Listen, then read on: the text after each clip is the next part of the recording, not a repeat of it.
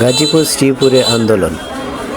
ফ্যাক্টরিতে নিয়োগ দেওয়ার পর শ্রমিকরা গ্রেডে আসার পর তাদেরকে যাচাই বাছাই করা হয় এবং যাচাই বাছাই করার পর বলা হয় যেন ময়মনসিংহের লোক নেব না এবং শ্রীপুরের লোকও নেব না।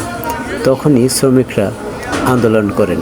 আন্দোলনে ঘটনাস্থলে সরাসরি শ্রীপুর থানা থেকে পুলিশ উপস্থিত হন।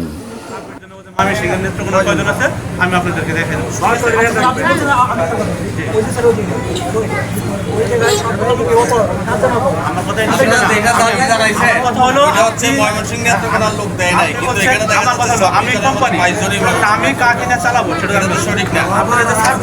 আপনাদের বলা হচ্ছিল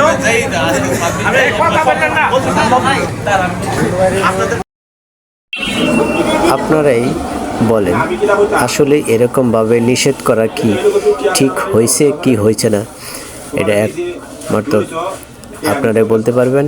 কারণ কর্মকর্তারা সরাসরি বলে এরকমভাবে বলা উচিত হয় নাই যে ময়মনসিংহের লোক নেব না, কারণ সকলেই আসছেন এবং অনেক আশা করে যে চাকরির জন্য।